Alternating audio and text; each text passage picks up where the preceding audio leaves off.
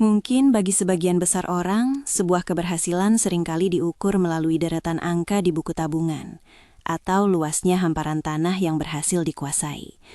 Namun bagiku, keberhasilan sejati hanyalah sebuah cara Tuhan untuk menguji sejauh mana aku sanggup berdiri tegak di tengah badai kesepian yang tak kunjung reda. Namaku Dewi. Usiaku kini telah menginjak angka 48 tahun. Sebuah usia yang seharusnya sudah cukup untuk membuat seseorang menjadi bijak dalam menghadapi getirnya dunia. Aku hanyalah seorang perempuan desa biasa yang mencoba mencari arti hidup di telah hamparan sawah hijau dan perbukitan kokoh yang memeluk tanah Sumatera Barat ini. Jika suatu hari nanti kalian memiliki kesempatan untuk berkunjung ke kampungku, kalian akan langsung disambut oleh aroma khas tanah basah dan jalanan setapak yang jika hujan turun sedikit saja akan segera berubah menjadi kubangan lumpur pekat. Di sini, hidup kami berjalan sangat sederhana, namun ada satu hal yang tidak pernah sederhana. Telinga dan lidah para tetangga yang jauh lebih tajam daripada suara guntur di musim penghujan. Hal sekecil apapun yang aku lakukan di halaman rumahku pasti akan menjadi bahan pembicaraan hangat di lapau-lapau kopi saat petang tiba. Itulah takdir hidup di sebuah desa kecil, di mana privasi seolah menjadi barang mewah yang sangat sulit untuk digenggam, apalagi bagi seorang janda sepertiku. Keseharianku selalu dimulai saat dunia masih tertidur lelap dalam dekapan malam. Sebelum ayam jantan pertama berkokok, dan sebelum matahari berani mengintip malu-malu dari balik bukit, aku sudah berada di kandang sapi. Ada sekitar 50 ekor sapi yang kini menjadi tanggung jawab besarku setiap harinya. Orang-orang di pasar sering memandangku dengan rasa iri yang kental. Mereka bilang aku adalah perempuan hebat yang punya harta melimpah. Namun mereka tidak pernah tahu bahwa peternakan ini bukanlah warisan yang jatuh begitu saja dari langit. Aku membangun semuanya benar-benar dari nol, bermodalkan 2 ekor sapi kurus yang aku rawat dengan penuh ketulusan hati. Aku masih ingat betapa seringnya aku harus menabung dari hasil penjualan susu yang tak seberapa. Memeras keringat di bawah terik matahari yang menyengat, dan seringkali mengabaikan rasa lelah yang luar biasa, demi memastikan ternak-ternakku tetap sehat dan kenyang. Peternakan ini sebenarnya adalah saksi bisu betapa banyak air mata yang sudah tumpah ke tanah ini sebelum ia bisa berdiri kokoh seperti sekarang. Dulu, duniaku tidak sesunyi ini karena aku memiliki seorang pendamping hidup yang sangat luar biasa. Hidup kami memang tidak pernah bergelimang kemewahan, tapi rumah kami selalu penuh dengan tawa dan kehangatan yang tulus. Suamiku adalah laki-laki paling rajin yang pernah aku temui seumur hidupku. Kami sering menghabiskan waktu bersama di pasar ternak, berdebat kecil tentang harga sapi, sambil sesekali dia melontarkan lelucon konyol yang selalu berhasil membuat rasa lelahku hilang seketika.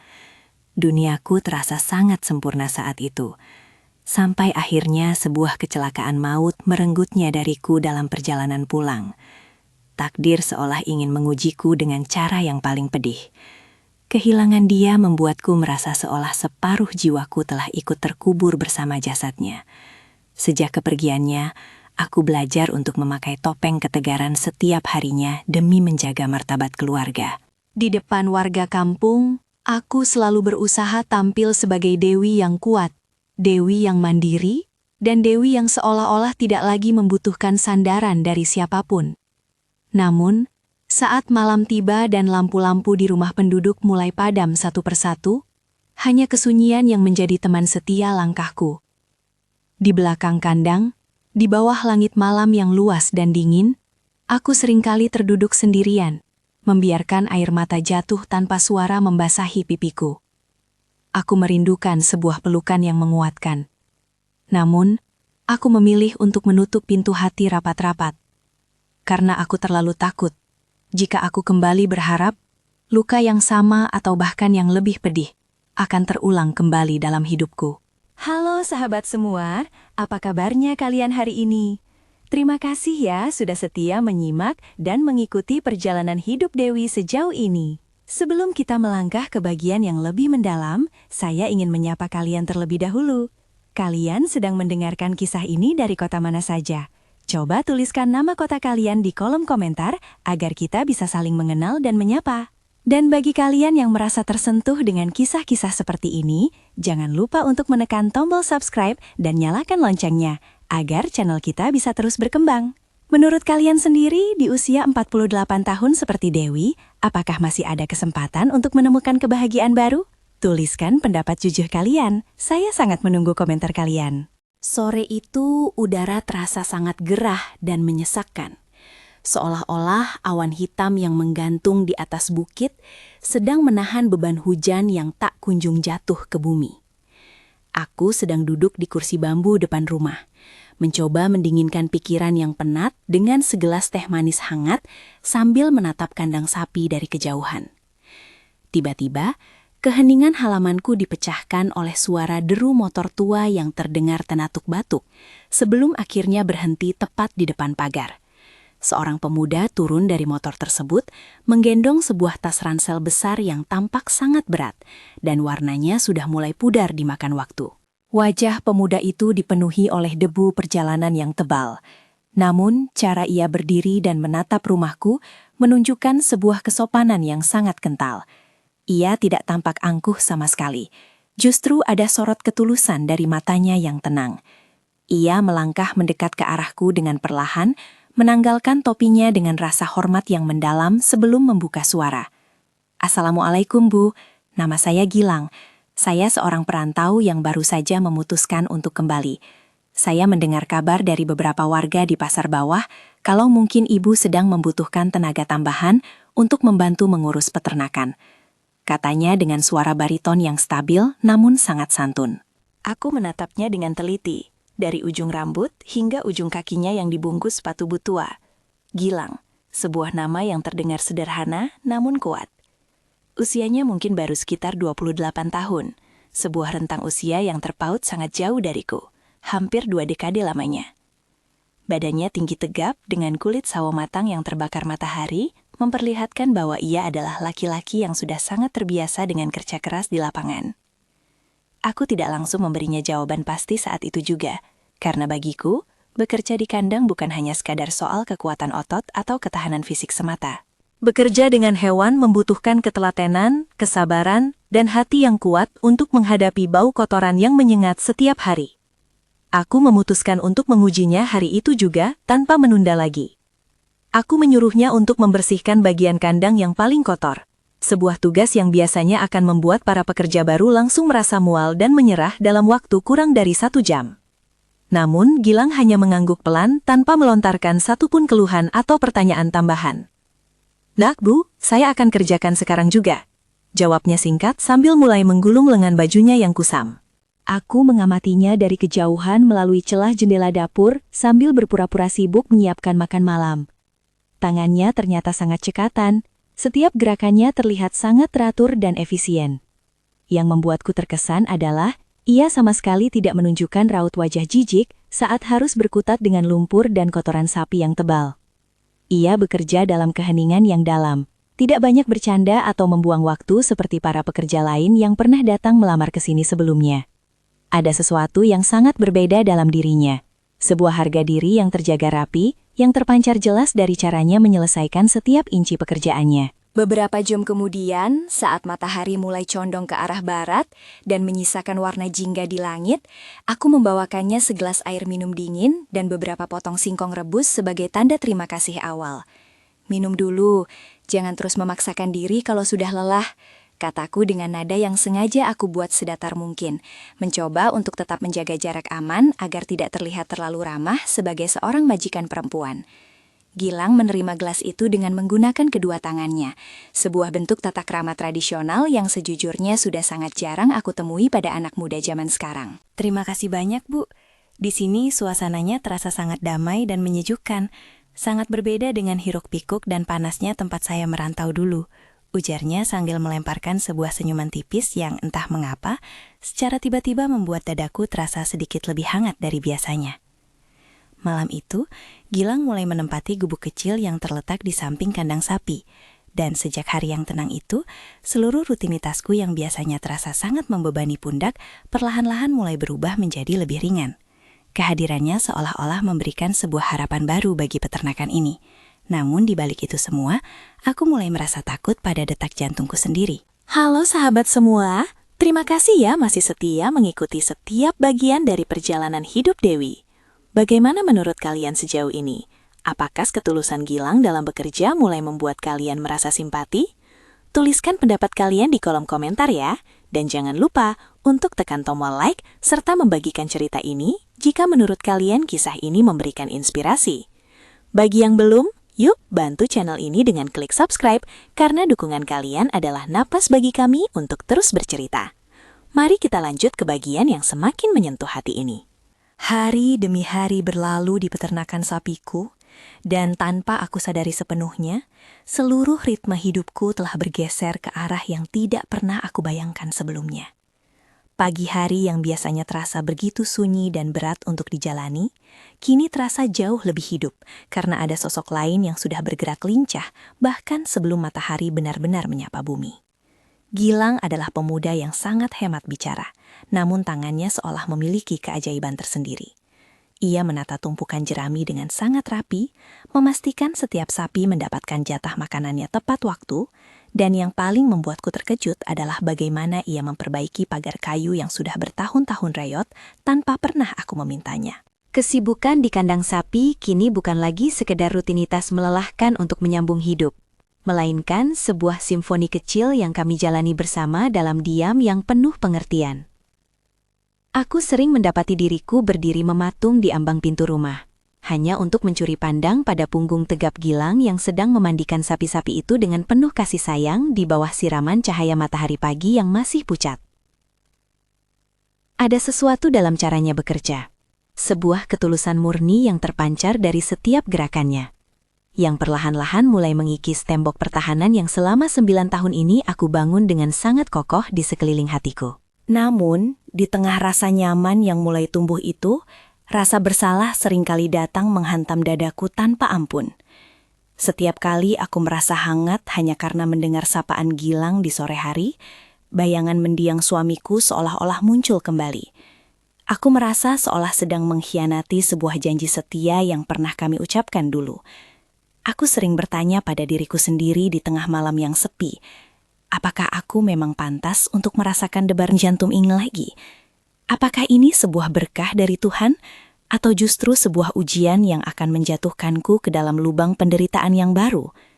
Kegelisahan itu mulai menjadi teman tidurku yang baru.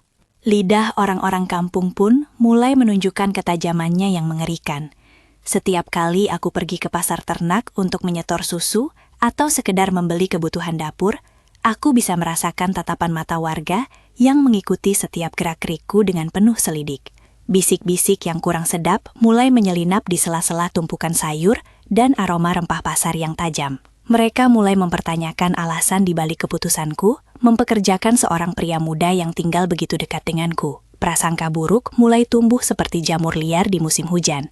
Dan aku tahu benar bahwa di kampung ini, sebuah niat baik bisa dengan sangat mudah dipelintir menjadi sebuah fitnah yang mematikan marwah seseorang. Sobat semua, pernahkah kalian berada di situasi di mana kalian harus memilih antara mengikuti kata hati atau mendengarkan penilaian buruk dari orang-orang di sekitar kalian?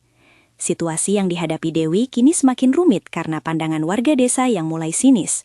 Menurut kalian, apakah Dewi harus mengabaikan omongan orang lain dan tetap mempertahankan Gilang, atau sebaiknya ia menyuruh Gilang pergi demi menjaga nama baiknya? Silahkan tuliskan saran bijak kalian di kolom komentar bawah ya, saya sangat ingin membacanya satu persatu. Sekarang, mari kita simak momen dramatis yang terjadi di tengah badai. Malam itu, langit di atas perbukitan Sumatera Barat seolah sedang menumpahkan seluruh amarah dan kegalauannya kepada bumi. Hujan turun dengan sangat derasnya, menghantam atap seng kandang dan rumahku dengan suara yang memekakan telinga, layaknya derap ribuan kaki kuda. Angin kencang bertiup kencang dari arah lembah, menggoyang pepohonan hingga pelepah kelapa menghantam dinding kayu rumahku dengan suara berdentum. Listrik di kampung kami tiba-tiba padam total, meninggalkan duniaku dalam kegelapan yang pekat dan hanya menyisakan suara badai yang mengamuk di luar sana. Aku terduduk diam di meja makan, hanya ditemani sebatang lilin kecil yang cahayanya menari-nari di tiup angin. Tiba-tiba, di tengah riuhnya suara hujan, terdengar ketukan pintu yang sangat tergesa-gesa. Jantungku seketika berdegup kencang. Ada rasa khawatir yang menyelinap masuk ke pikiran. Saat aku membuka pintu, aku melihat Gilang berdiri di sana dalam keadaan basah kuyup dari ujung rambut hingga ujung kaki. Bajunya yang tipis menempel ketat di tubuhnya yang menggigil hebat karena hawa dingin pegunungan yang menusuk. "Maaf mengganggu, Bu. Atap kandang di bagian belakang jebol tertimpa dahan pohon besar. Sapi-sapi di dalam panik dan ketakutan," lapornya dengan suara yang nyaris tenggelam oleh suara guntur yang menggelegar di atas kepala. Tanpa pikir panjang, aku menyambar sebuah payung tua dan sebilah parang, lalu berlari menyusul langkah cepat Gilang menembus kegelapan malam dan lumpur yang licin. Di dalam kandang, suasana sangat kacau balau. Sapi-sapi menguak keras karena stres mendengar suara petir. Gilang bergerak sangat sigap di tengah kegelapan. Ia mencoba menenangkan sapi-sapi itu satu persatu dengan suara baritonnya yang lembut namun penuh wibawa. Aku melihat dengan mata kepalaku sendiri bagaimana ia mempertaruhkan keselamatannya, memanjat tumpukan kayu yang licin untuk menutupi lubang atap yang menganga, sementara air hujan terus mengguyur tubuhnya tanpa ampun. Setelah semua kondisi kandang kembali terkendali, kami kembali ke teras rumah dalam keadaan yang sangat berantakan dan kelelahan. Aku segera mengambilkan handuk kering dan menyeduhkan segelas air jahe hangat untuknya. Kami duduk berdampingan di bangku bambu teras, hanya dibatasi oleh jarak yang terasa sangat tipis dalam keheningan malam yang basah. Lampu minyak yang redup di sudut teras menciptakan suasana yang terasa sangat intim, seolah-olah badai di luar sana sedang memberikan kami ruang untuk jujur pada diri sendiri. Gilang menunduk dalam, memandangi gelas jahenya dengan tatapan yang sangat berat, seolah ada beban besar yang ingin ia lepaskan. "Bu Dewi," panggilnya dengan suara yang lirih namun terdengar sangat jujur. "Saya tahu persis apa yang orang-orang kampung katakan tentang saya di belakang sana. Saya tidak ingin kehadiran saya di sini malah menjadi beban dan merusak kehormatan yang selama ini Ibu jaga dengan susah payah." Aku terdiam 1000 bahasa. Tenggorokanku mendadak terasa kaku, seolah ada batu yang menyangkut di sana. Gilang menarik napas panjang, lalu memberanikan diri menatapku langsung ke dalam mata. "Jika memang Ibu merasa bahwa saya lebih baik pergi dari sini demi kebaikan nama Ibu, saya akan mengemas barang saya besok pagi. Tapi satu hal yang perlu Ibu tahu. Berada di peternakan ini adalah pertama kalinya saya merasa memiliki tujuan hidup lagi." Kalimat itu menghantam ulu hatiku dengan kekuatan yang luar biasa. Aku ingin membalas kata-katanya. Aku ingin berteriak bahwa aku juga merasakan kehangatan yang sama. Namun kenyataan hidup seolah membungkam mulutku rapat-rapat. Aku teringat kembali pada marwah keluargaku dan pada wajah anak sematawayangku di perantauan yang mungkin tidak akan mengerti. Malam itu berakhir tanpa ada jawaban pasti dariku, menyisakan keheningan yang menyisakan di antara kami berdua. Sementara di luar sana hujan terus turun, menyamarkan isak tangis yang tertahan di balik senyum kaku yang aku paksakan. Selamat datang kembali sahabat semua. Cerita Dewi kini memasuki babak yang semakin menegangkan dan penuh dengan cobaan batin. Bagaimana perasaan kalian setelah mendengar kejujuran Gilang di bab sebelumnya? Apakah menurut kalian kejujuran adalah jalan terbaik? Atau justru awal dari kehancuran? Jangan lupa untuk menuliskan komentar kalian di bawah, dan bagi yang baru bergabung, silahkan klik tombol subscribe agar tidak ketinggalan kelanjutan kisah ini. Dukungan kalian sangat berarti bagi perkembangan channel ini. Mari kita simak kelanjutannya. Pagi setelah badai itu, suasana di peternakan terasa jauh lebih canggung daripada biasanya. Meskipun matahari bersinar cerah dan langit tampak bersih, ada mendung yang tak tampak menyelimuti interaksi antara aku dan Gilang. Kami berdua sama-sama tahu bahwa ada sesuatu yang telah berubah. Namun, tak ada satupun dari kami yang berani untuk memulai pembicaraan kembali. Gilang tetap bekerja dengan ketekunan yang sama, namun ia tampak lebih banyak menunduk.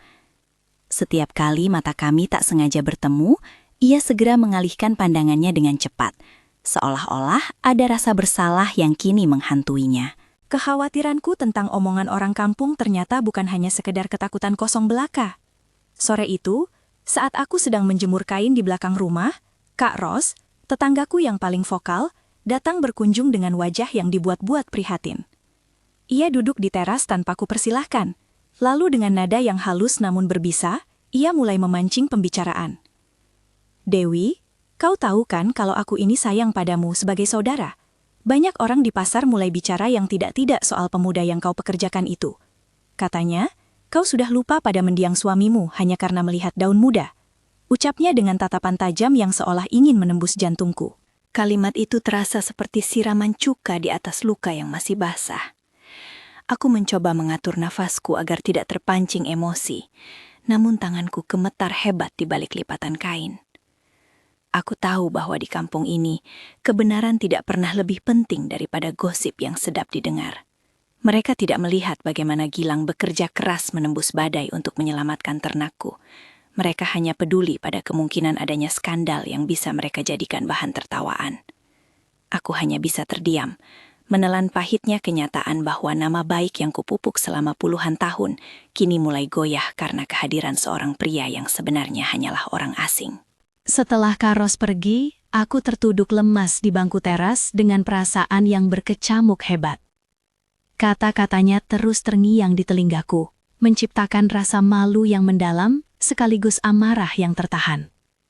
Aku melihat ke arah kandang, di mana Gilang sedang memanggul rumput dengan peluh yang membasahi bajunya. Ia begitu tulus, begitu rajin, dan ia sama sekali tidak tahu bahwa kehadirannya telah menjadi api yang siap membakar rumahku. Aku mulai merasa terjepit. Memecatnya akan sangat merugikan peternakan ini. Namun mempertahankannya berarti aku harus siap menghadapi pengasingan dari lingkungan tempatku tumbuh besar. Malam itu, kesunyian di rumahku terasa jauh lebih mencekam daripada malam-malam sebelumnya. Aku menatap foto suamiku di dinding, mencari jawaban di balik senyum kaku yang terabadikan dalam bingkai kayu itu. Apa yang harus aku lakukan? Bisikku lirih dalam kegelapan. Aku merasa sangat lelah menjadi kuat sendirian, namun aku juga sangat takut untuk menjadi lemah. Di persimpangan jalan ini, aku menyadari bahwa cinta dan kehormatan seringkali berada di sisi yang berlawanan, dan aku harus memilih salah satu, sebelum semuanya benar-benar terlambat dan menghancurkan hidup yang sudah kubangun dengan susah payah. Sobat semua, apakah kalian pernah merasa dipaksa untuk melepaskan sesuatu yang sangat berharga hanya demi memuaskan harapan orang lain? Dewi berada di posisi yang sangat sulit. Di satu sisi ada kebutuhan praktis dan getaran hati, di sisi lain ada norma sosial yang sangat ketat. Menurut kalian, apakah Dewi akan memilih untuk mengusir Gilang? Tuliskan prediksi kalian di kolom komentar ya, dan jangan lupa nyalakan lonceng notifikasinya agar kalian menjadi yang pertama tahu saat bab selanjutnya rilis. Sekarang, mari kita lanjutkan kisahnya ke momen yang paling menguras emosi ini. Keresahanku akhirnya memuncak pada suatu sore yang sunyi, ketika aku melihat Gilang sedang duduk termenung di depan gubuknya. Aku melangkah mendekatinya dengan berat hati, setiap langkah terasa seperti menyeret beban ribuan kilogram. Gilang segera berdiri saat melihat kehadiranku, menatapku dengan sorot mata yang penuh tanda tanya, namun tetap menunjukkan rasa hormat. Aku tidak berani menatap matanya secara langsung, aku memilih untuk memandang jauh ke arah perbukitan yang mulai tertutup kabut. Gilang, panggilku dengan suara yang sedikit bergetar, mencoba menyembunyikan kerapuhan yang sedang melanda jiwaku. Iya Bu Dewi, jawabnya pendek. Aku menghela napas panjang, mencoba mengumpulkan sisa keberanian yang masih kumiliki. Aku rasa apa yang kamu katakan malam itu benar. Mungkin lebih baik jika kamu tidak lagi bekerja di sini, kataku dengan satu tarikan napas. Seolah takut jika aku berhenti sejenak, aku tidak akan sanggup menyelesaikannya. Dunia di sekitarku seakan berhenti berputar sejenak setelah kalimat itu terlontar. Aku bisa merasakan kekecewaan yang mendalam terpancar dari sosok pria di depanku.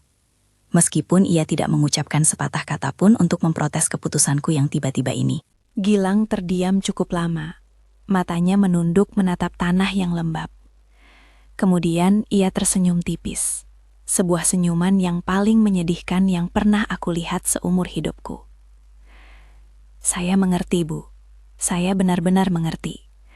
Saya tidak ingin menjadi penyebab ibu dijauhi oleh orang-orang yang ibu sayangi. Ibu sudah sangat baik kepada saya, dan saya tidak ingin membalas kebaikan itu dengan sebuah fitnah yang merugikan ibu. Ucapnya dengan suara yang tenang namun bergetar.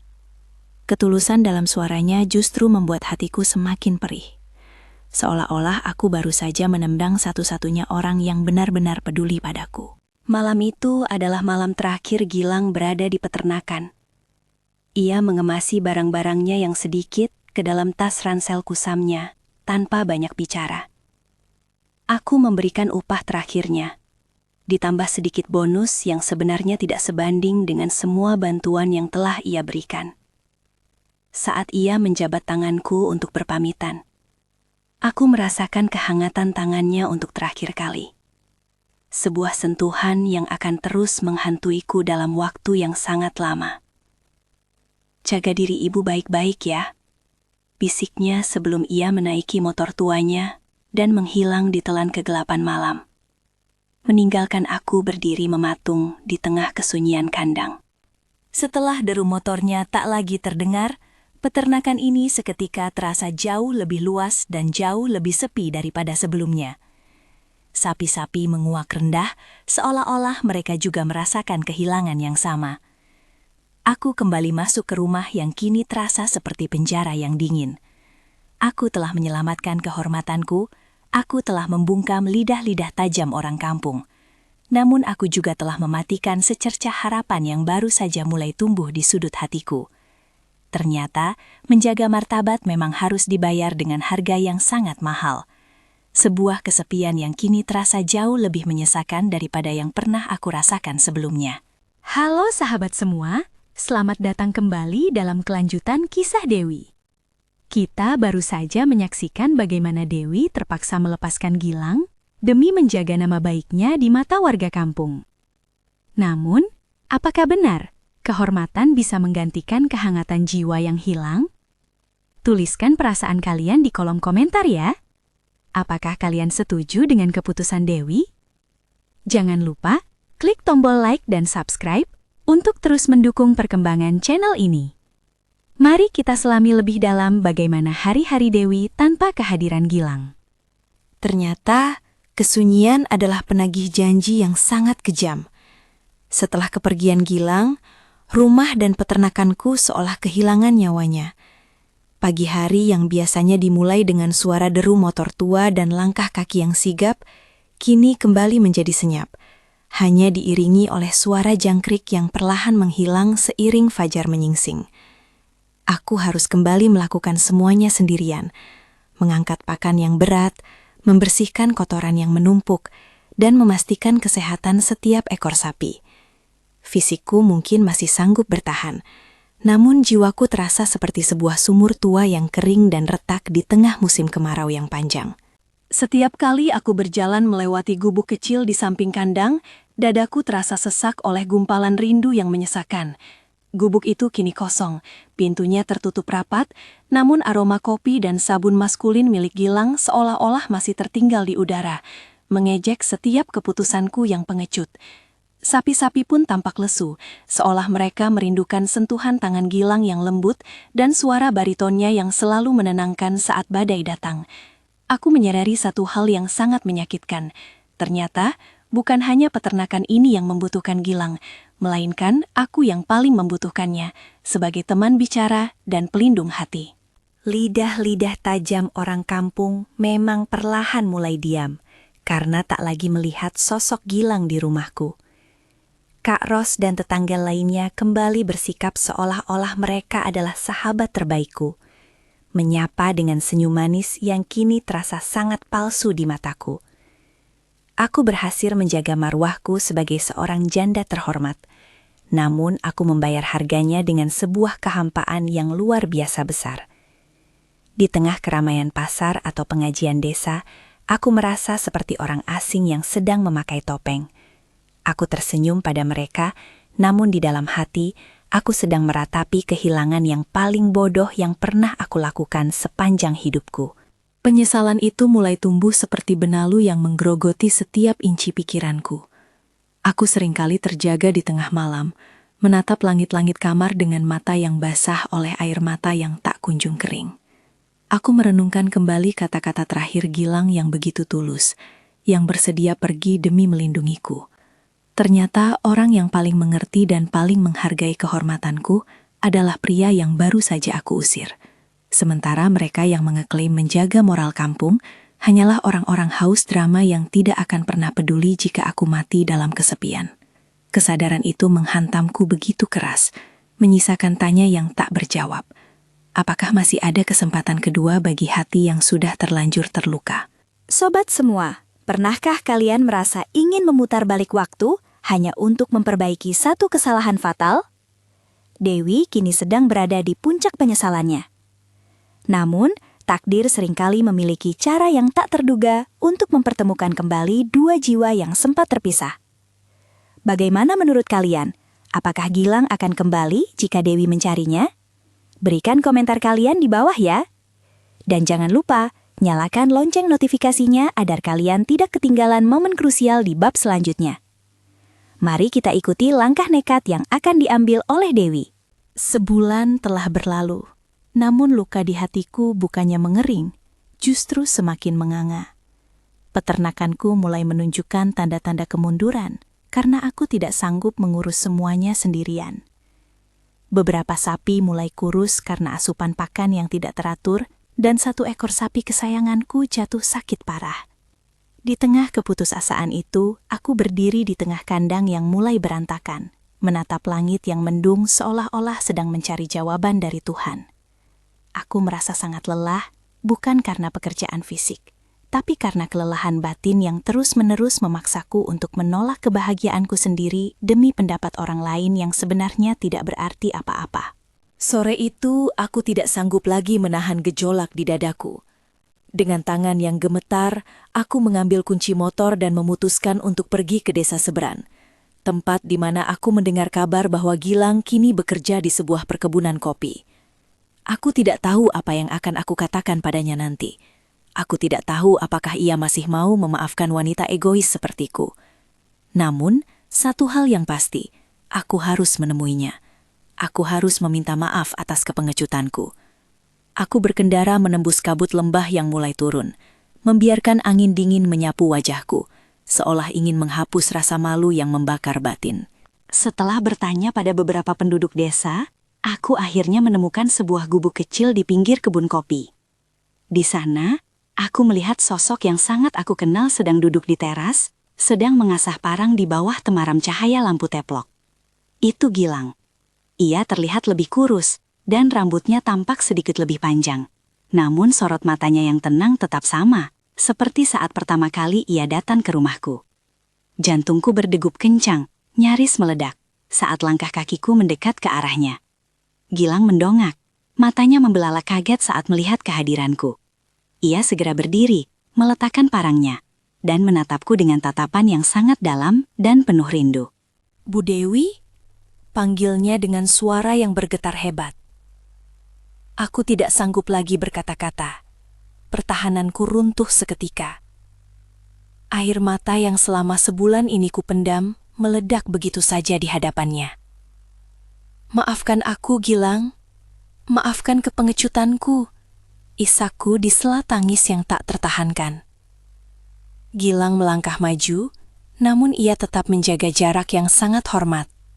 Seolah ia tidak ingin melampaui batas yang pernah kuberikan padanya.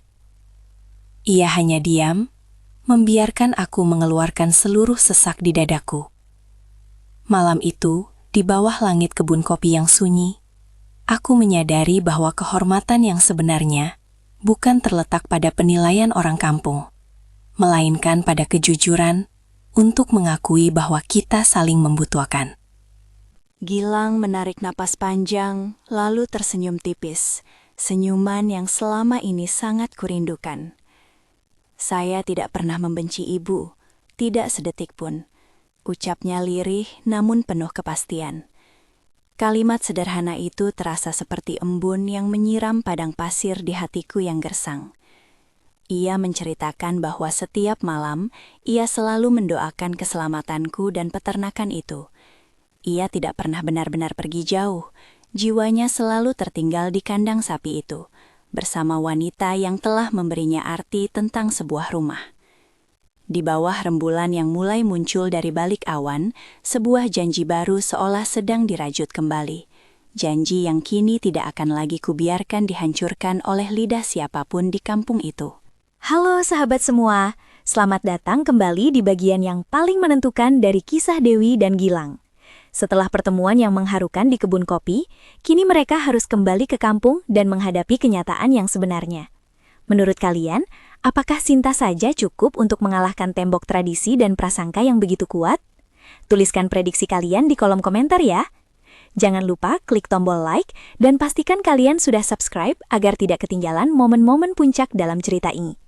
Mari kita simak perjuangan mereka. Kepulanganku ke kampung bersama Gilang tentu saja menggegerkan seluruh penduduk. Kali ini, aku tidak lagi menundukkan kepala saat melewati lapau kopi atau saat berpapasan dengan warga yang menatap sinis. Aku berjalan dengan dagu tegak, membiarkan mereka melihat bahwa aku telah mengambil keputusan besar dalam hidupku. Aku menyadari bahwa selama ini aku telah terpenjara oleh rasa takut akan penilaian orang lain, dan sekarang aku memilih untuk membebaskan diriku sendiri. Gilang pun tampak lebih mantap. Ia tidak lagi hanya diam sebagai pekerja, melainkan berdiri di sampingku sebagai seseorang yang siap memikul beban hidup bersama-sama. Badai sebenarnya datang ketika Pak Lurah dan beberapa pemuka adat datang ke rumahku sore harinya. Suasana di ruang tamu terasa sangat berat, seolah udara pun segan untuk mengalir. Mereka bicara tentang marwah, tentang norma, dan tentang bagaimana tindakan kami bisa merusak moral anak muda di kampung ini. Di titik itu, aku merasa darahku mendidih. Aku berdiri dan menatap mereka satu persatu dengan ketegasan yang belum pernah aku miliki sebelumnya. Siapa yang paling peduli ketika sapi-sapiku sakit? Siapa yang terjaga saat badai menghantam atap rumahku? Kalian hanya sibuk menilai, tapi tidak pernah ada di saat aku butuh bantuan. Ucapku dengan suara yang bergetar, namun penuh keyakinan. Gilang kemudian mengambil alih pembicaraan dengan cara yang sangat dewasa. Ia tidak membentak, namun suaranya memiliki wibawa yang membuat para tetua itu terdiam. Ia menyatakan niatnya secara jantan untuk menikahiku secara sah, agar tidak ada lagi ruang bagi fitnah untuk tumbuh. Ia menjelaskan bahwa cintanya bukanlah karena hartaku, melainkan karena rasa hormat dan kenyamanan yang ia temukan padaku.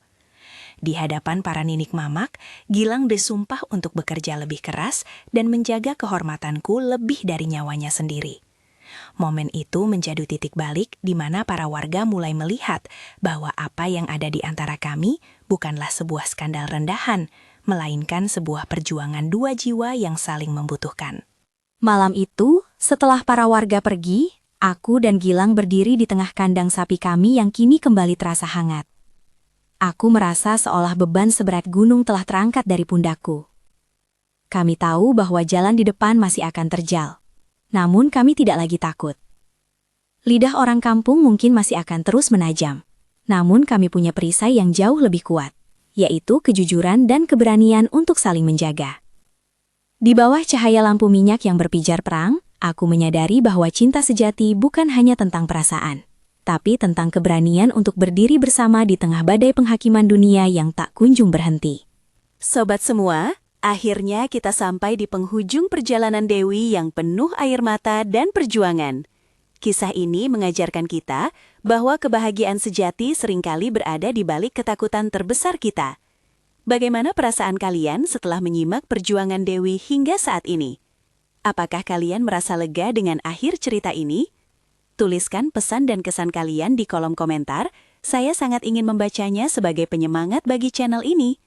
Dan bagi kalian yang belum mendukung channel ini, yuk klik subscribe sekarang juga dan nyalakan loncengnya agar kita bisa terus berbagi inspirasi melalui kisah-kisah kehidupan lainnya.